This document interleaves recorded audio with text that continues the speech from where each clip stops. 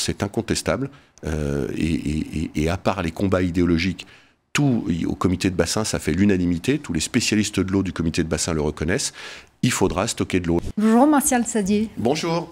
Alors, nous sommes en pleine semaine du challenge vélo solidaire ici à Radio Mont-Blanc, notre 3e édition. À chaque fois, vous venez, vous n'hésitez pas à faire quelques kilomètres pour la bonne cause.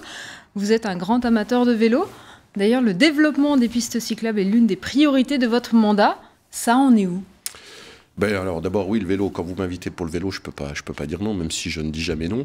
Ça en est où? Ça avance bien, puisque tous les nouveaux projets de route et de reprise de route seront désormais accompagnés d'une piste cyclable. Donc on a des gros projets qui vont sortir dans le mandat, je pense à 40 chasseurs, je pense à la 3508 nord du côté d'Annecy, la ligne droite entre Findrol et La Roche-sur-Foron. Ça, c'est pour vraiment les grosses infrastructures. Et puis après, on a une aide très très importante, puisque toute commune ou communauté de communes qui construit une piste cyclable a une aide, alors c'est un petit peu compliqué, mais grosso modo, on a des ABAC entre 300 000 et 500 000 euros du kilomètre de piste cyclable alloués par le département pour accompagner les communes et encourager les communes à faire des pistes cyclables. Qu'est-ce que vous dites à ceux qui disent que ça va pas assez vite? Parce que ça va jamais assez vite. Quelque part, à la fois, ils ont raison. Si je regarde, la bouteille est moitié vide. Et puis, la bouteille est moitié pleine, c'est qu'on a mis des budgets sans précédent. On va mettre plus de 200 millions d'euros dans les pistes cyclables. Et puis après, ce sont des infrastructures. Donc, il faut expliquer aux gens qu'ils le comprennent bien d'ailleurs, que faire une piste cyclable le long d'une route existante, il faut acheter des terrains, il faut décrotter tous les terrains, il faut faire des soubassements, il faut faire des murets, ensuite il faut faire du béton, trouver un enrobé respectueux de l'environnement. Ça se fait pas d'un claquement de doigts, l'important c'est qu'il y a la volonté, il y a les moyens financiers qui sont alloués, et on est en train de transformer ce département en piste cyclable. Martial Sadier, on continue à parler vélo et infrastructure. La Haute-Savoie va accueillir en 2027 les championnats du monde de cyclisme. Alors certaines épreuves se dérouleront sur route, et puis d'autres dans la future Haute-Savoie Arena qui sera construite à La Roche-sur-Foron, près de Roche Expo, et qui ne sera pas qu'un seul vélodrome. Non, alors déjà, avant 2027, on a une semaine le Tour de France. Tous ceux qui vont venir, c'est incroyable. Depuis l'histoire du Tour de France, c'est jamais arrivé qu'il fasse un tiers de son parcours dans un seul département. Et j'ai encore eu Christian Prudhomme, il faut que les choses soient claires. Si le Tour de France, il y a une semaine en Haute-Savoie, c'est pour honorer les championnats du monde 2027. Donc à l'inverse, on n'aurait pas les championnats du monde 2027, on n'aurait pas une semaine de Tour de France, plus l'étape amateur. 15 000 cyclistes entre Annemasse et Morzine. On a aussi obtenu une énorme épreuve de Coupe du Monde de VTT, qui aura lieu toutes les années. L'UCI nous fait confiance. Toutes les années en Haute-Savoie, on a gagné ça d'ici à 2027. Puis effectivement, l'apothéose, ce sera la côte de Domancy, avec Bernard Hinault qui sera là, et le retour d'après Eddy Merckx en 64 et Bernard Hinault en 1980. Et il y aura effectivement l'Arena Haute-Savoie, qui est une chance extraordinaire. On a encore besoin de beaucoup expliquer, il faut que les gens soient un petit peu patients parce qu'on aura le vrai résultat du concours cet automne. On l'aura fin juillet, mais le temps qu'on le présente, on pourra montrer un visuel, donc les gens comprendront mieux. Mais c'est surtout qu'on va doter enfin ce département, au cœur du département, à côté de Roche Expo, d'un outil sportif et culturel accessible à tous, qui sera maîtrisé par le département, ça j'y tiens. Notamment pour les scolaires, pour les associations, pour les passionnés de culture, une salle de 10 000 places. Et puis dedans, on pourra faire de l'athlétisme, on pourra courir, on pourra faire de l'escalade, on pourra bien évidemment faire du vélo, mais pas seulement. C'est un plateau de 3500 mètres carrés multisports. En dehors des sports d'eau et de glace, on pourra tout faire. Donc c'est une opportunité extraordinaire. Il sera mis à disposition des championnats du monde en 2027 pendant les 15 jours, mais surtout, ce sera le vrai héritage des championnats du monde 2027. On va enfin doter la Haute-Savoie de la salle qui lui manquait. La Savoie en a une depuis maintenant presque 25 ans. On a le double d'habitants de la Savoie. Il serait temps que la Haute-Savoie rattrape son retard. Alors ce projet, dont le budget est pour l'instant estimé à 62 millions d'euros, il y a une forte opposition sur ce projet. Oui, alors vous leur répondez. Oui, alors attendez. D'abord, il y a une forte opposition parce que ne s'expriment que ceux qui sont contre. Voilà. Et quand on parle d'une forte opposition, je rappelle que sur la pétition de 20 000 personnes qu'on m'a présentée, je l'ai épluchée avec mes collaborateurs et mes collaboratrices, il y avait 2000 Hauts-Savoyards. Voilà.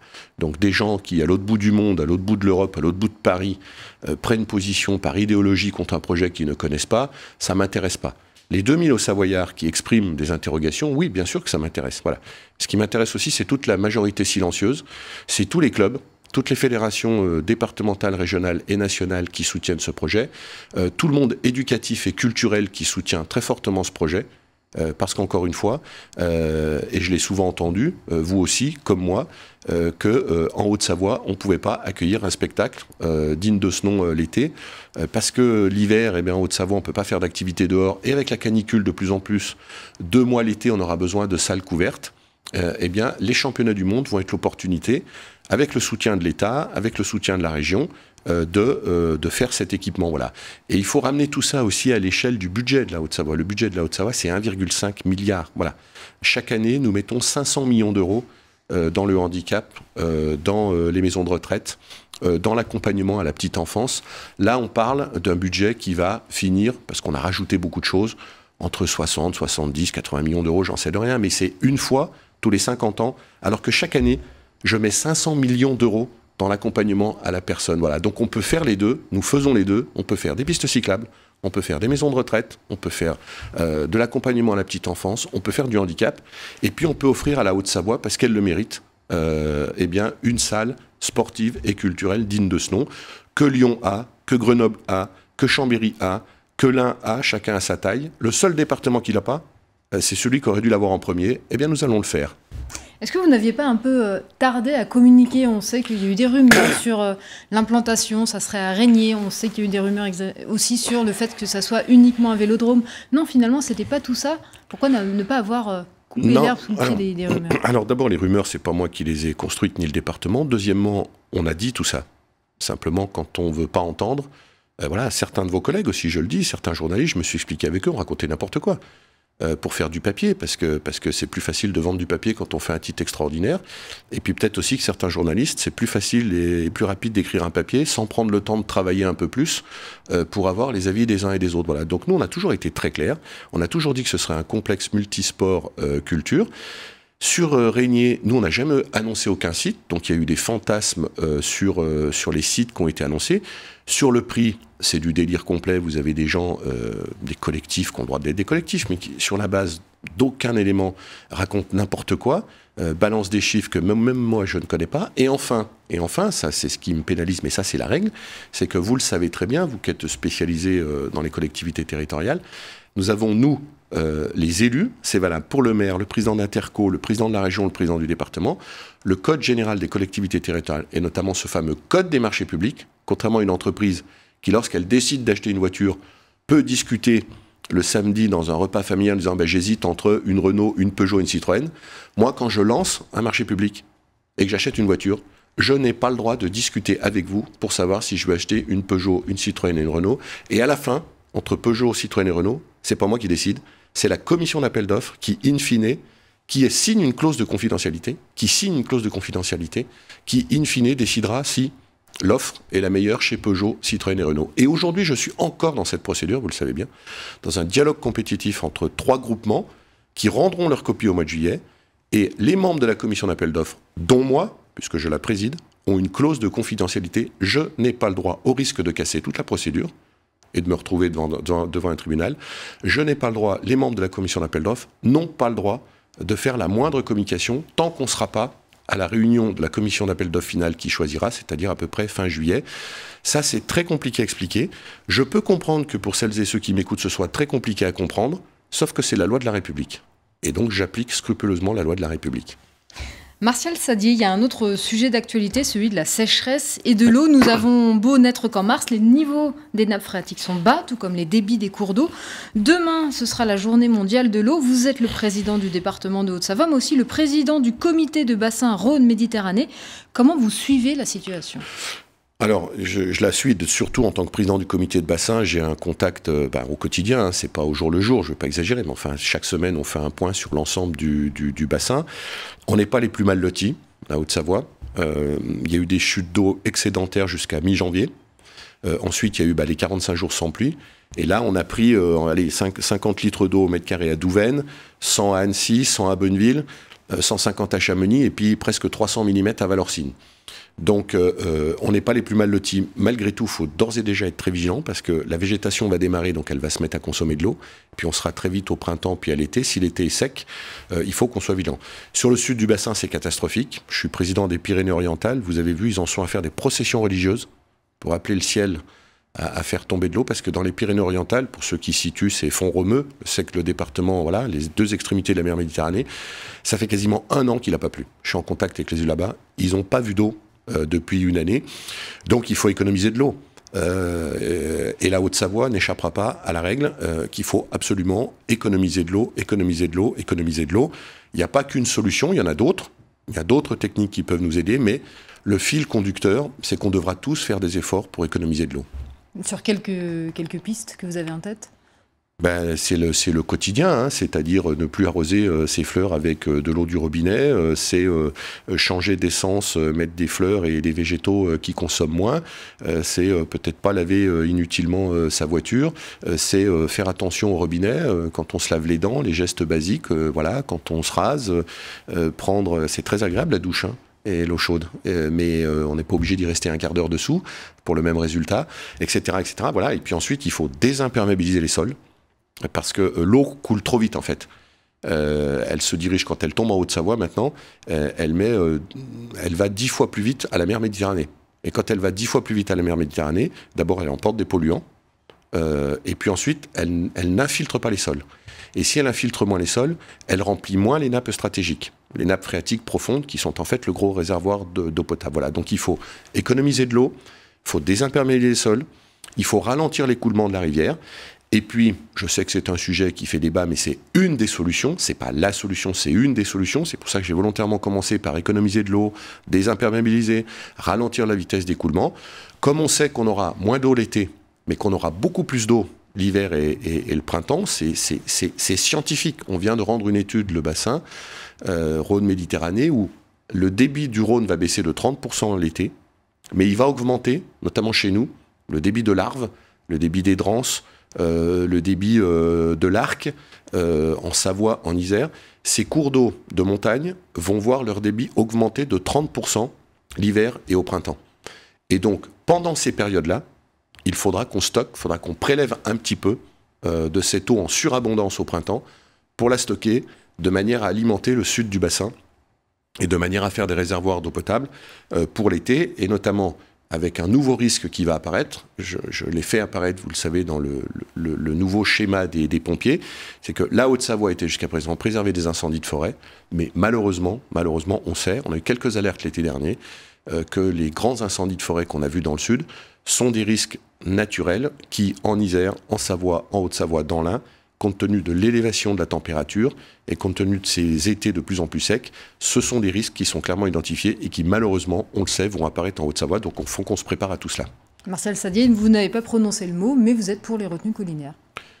Oui, mais c'est pas une question d'être pour les retenues collinaires, c'est d'afficher que c'est une des solutions. Voilà, c'est stocker de l'eau, c'est une des solutions, parce que l'Afrique fait ça depuis plusieurs siècles. Quand vous avez une saison sèche, si je caricature, en fait, on va vers une saison sèche puis une saison des pluies. Bon, quand vous avez une saison où vous avez quelque chose en surabondance, qu'est-ce que vous faites? Vous stockez pour en avoir quand elle est en pénurie. Voilà, c'est valable pour la nourriture, mais c'est valable aussi pour l'eau. Donc oui, pas n'importe où, pas systématiquement. Il faut calculer le volume, il faut regarder l'emplacement où on la met, mais oui. Et j'ai bien insisté, et je réinsiste une nouvelle fois, après avoir économisé de l'eau, après avoir désimperméabilisé le sol, le département va désimperméabiliser 10 hectares de cours, de collèges, de pôles médico-sociaux, de CERD. Voilà. Donc on donne l'exemple, mais après avoir économisé, après avoir désimperméabilisé le sol, après avoir encouragé la rivière à divaguer, c'est-à-dire la laisser déborder pour que l'eau stagne, qu'elle alimente les nappes phréatiques, donc qu'elle aille moins vite à la mer Méditerranée. Le quatrième élément, c'est incontestable, et à part les combats idéologiques, tout au comité de bassin, ça fait l'unanimité, tous les spécialistes de l'eau du comité de bassin le reconnaissent, il faudra stocker de l'eau. D'ailleurs, dans le sud du bassin Rhône-Méditerranée, on est un peu moins sensible ici, s'il n'y avait pas les grands barrages comme Serponçon, mais tout le sud de la France n'aurait pas d'eau l'été. Et ça, c'est pas nouveau, ça a été fait il y a 60 ans. Donc, oui, il faudra. Quand vous regardez, faites un reportage, allez vous promener du côté du Val d'Aoste, vous verrez que de l'autre côté du tunnel du Mont-Blanc, dans la région du Val d'Aoste, dans la région autonome du Val d'Aoste, juste de l'autre côté du Mont-Blanc, il y a des gros projets de stockage d'eau en altitude pour tout simplement alimenter les villages l'été. Donc oui, c'est incontournable, il faudra stocker de l'eau quand elle est en surabondance. Martial Saddier, demain, toujours à l'occasion de cette journée mondiale de l'eau, vous serez sur le terrain, vous serez à Arenton, Poisy et Saint-Ferréol. Qu'allez-vous faire ? Je vais voir des actions portées par le département, puisque vous savez qu'une de mes premières décisions en arrivant, alors moi je suis fier parce qu'on l'a fait avant la sécheresse, parce que maintenant tout le monde parle de l'eau, et tant mieux. Mais bon, moi, mon engagement sur l'eau, il remonte avec Michel Mélan à il y a 27 ans en arrière, quand en 1995, j'ai tout de suite été délégué au SM3A. Et une de mes premières mesures, vous en êtes fait l'écho à l'époque, quand je suis arrivé nouveau président du département de la Haute-Savoie, ça a été de doubler l'investissement du département sur l'eau. Il y avait 10 millions d'euros avec l'équipe précédente, tout de suite d'entrée, dès le premier budget, avant la sécheresse de 2022, donc on était à l'automne 2021, nous sommes passés de 10 à 20 millions d'euros par an d'aide aux collectivités locales pour changer des tuyaux d'eau potable percés, pour moderniser les stations d'épuration et pour raccorder des maisons à la station d'épuration qui ne l'étaient pas. Donc comme demain, je suis président du comité de bassin, comme à la tête du département, nous avons doublé le fonds eau, demain je parcours le département pour aller mettre en valeur l'eau, sensibiliser les gens sur le fait que même en Haute-Savoie, il faut économiser l'eau, et puis valoriser, c'est mon boulot, parce que je suis le premier VRP, je me considère comme le premier VRP de la Haute-Savoie, et en tout cas du conseil départemental, valoriser l'action du conseil départemental auprès des maires, qui font des efforts importants pour l'eau et l'assainissement. Ça reste mon ADN, la qualité de l'air, la qualité de l'eau. Les abeilles, vous le savez bien, depuis 20 ans, ce sont des sujets qui restent une partie de mon ADN, comme l'industrie du président du département. Martial Saddier, la Haute-Savoie, ce sont aussi des étudiants et des filières d'études supérieures qui ne sont pas très développées par rapport à d'autres départements voisins. Vous avez décidé au département de changer les choses. Vous avez acté un vrai plan d'investissement ambitieux de plusieurs dizaines de millions d'euros pour l'enseignement supérieur. Oui, on a tous les 6 ans, on a l'opportunité, ça s'appelle un CPER, un contrat de plan État-région. L'université, normalement, c'est la région et l'État. Et une fois tous les 6 ans, il y a un choix politique à faire de savoir est-ce qu'on conforte vraiment, est-ce qu'on essaie de donner de l'avance à l'université d'Annecy, au pôle universitaire de Haute-Savoie, mais pas seulement, parce qu'on va aussi à Thonon sur l'INRA, qui travaille sur le lac Léman, sur Annemasse. Et donc oui, on a décidé de mettre le paquet. On sera le premier département de France à s'engager autant sur son pôle universitaire, parce que c'est une chance extraordinaire. D'abord, c'est une chance d'offrir aux Savoyards et aux Savoyardes des jeunes de rester et de faire leurs études supérieures en Haute-Savoie. Il y a un lien entre la science, l'enseignement, la recherche qui est indéniable, et un lien avec l'entreprise, et Dieu sait que l'entreprise, c'est important en Haute-Savoie. Et puis le troisième élément, c'est qu'on a une pénurie de personnel. Je ne croise pas une seule personne, un seul chef d'entreprise, quel que soit le secteur d'activité, y compris dans le public, qui ne cherche pas des personnes qui n'ont pas un poste à pourvoir, et qui n'est pas en pénurie de personnel. Et donc c'est aussi un pari sur l'avenir. Investir dans la jeunesse, investir dans l'enseignement et la recherche, c'est un pari sur l'avenir. On investit, là pour le coup c'est de l'investissement sur l'avenir. Et le troisième élément, eh bien, c'est tout simplement de se dire qu'a priori, un jeune ou une jeune qui reste faire ses études supérieures à Annecy, bah, on a quand même 9 chances sur 10 qui restent après et qui trouvent un emploi, qui à l'occasion de ses études supérieures va rencontrer une entreprise au Savoyard. Et donc je me dis que quelque part ça va favoriser que ces jeunes restent après bosser en Haute-Savoie. Donc c'est vraiment gagnant, gagnant, gagnant, et c'est un pari sur l'avenir. C'est pour ça que le département devient le premier financeur de l'université. Le département à lui seul va mettre plus que l'État, la région et la communauté d'agglo d'Annecy réunis. Et ça, c'est vraiment une fierté. Et justement, Martial Saddier, l'enseignement supérieur, c'est l'une des compétences du Conseil Savoie-Mont-Blanc, oui. L'instance bidépartementale entre Haute-Savoie et Savoie, unique en France, créée en 2016. Elle s'occupe donc de l'enseignement supérieur, mais aussi de la culture, de la promotion touristique, de l'agriculture. Mais au 31 décembre prochain, elle va disparaître. C'est votre volonté, pourquoi ? C'est pas ma volonté, c'est la volonté de l'Assemblée départementale de la Haute-Savoie. Puis c'est un constat que la structure était désuète et qu'on n'a pas besoin d'une structure pour bosser ensemble. Et on a trouvé un accord intelligent avec nos amis savoyards qui est de dire, voilà, on n'a pas besoin d'une structure où on se réunit 4 fois par an avec 30 collaborateurs autour de la table pour faire exactement ce qu'on pourrait faire avec une journée, une sorte de journée bidépartementale par an où on dit ce qu'on fait. Et puis chacun repart en disant, bah voilà, il y a une bonne idée en Savoie, il y a une bonne idée en Haute-Savoie, voilà ce qu'on fait ensemble. Voilà ce que l'on fait différemment, mais au moins c'est transparent. Voilà. Et donc c'est tout simplement de la souplesse. Le monde évolue beaucoup plus vite, vous le savez, il faut prendre des décisions beaucoup plus rapides. Et aujourd'hui, en tout cas à titre personnel, j'en suis convaincu, la structuration de l'Assemblée bidépartementale telle qu'elle est était devenu un frein à la réactivité. Et puis il y a aussi une réalité qu'il faut être très clair, c'est que voilà, en 1960, il y avait à peu près le même nombre d'habitants en Savoie, Haute-Savoie. Aujourd'hui, il y en a 435 000 en Savoie, il y en a 850 000. Ils stagnent en habitants. Nous, on gagne 10 000 habitants par an. Donc la vitesse d'avancement et le retard, notamment en Haute-Savoie, pris sur un certain nombre de structures, fait qu'aujourd'hui, nous avons décidé de continuer de travailler ensemble, de continuer de se parler, d'être transparent sur ce que chacun fait. Mais par exemple, typiquement, sur l'université de l'exemple que vous venez de faire, nous, on met 46 millions d'euros et je crois que la Savoie va mettre 10 millions d'euros. Il y a un moment donné, je ne vais pas demander à la Savoie de payer la moitié de l'effort qui est fait en Haute-Savoie. Donc il fallait qu'on reprenne une autonomie dans la décision, une liberté dans la décision, une rapidité dans la décision, tout en continuant de se parler. Et rassurez-vous, c'est ce qui se fait au quotidien. J'étais à Méribel-Courchevel, on était avec Hervé Guémard, on était ensemble au Salon de l'Agriculture à Paris. Donc il n'y a pas de difficulté, si ce n'est que moi, je souhaite avancer et n'avoir aucun frein dans la prise de décision.